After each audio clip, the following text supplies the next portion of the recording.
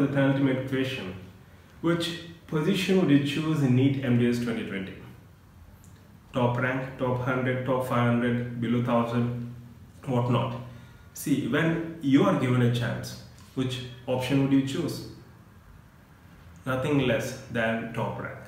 It has to be top rank. See, at least you have this opportunity. We are humans, we can imagine things and we can eventually turn those dreams into reality. We are the only species on this planet who have this ability. So when you can dream big, why don't you dream big? Why don't you choose option A?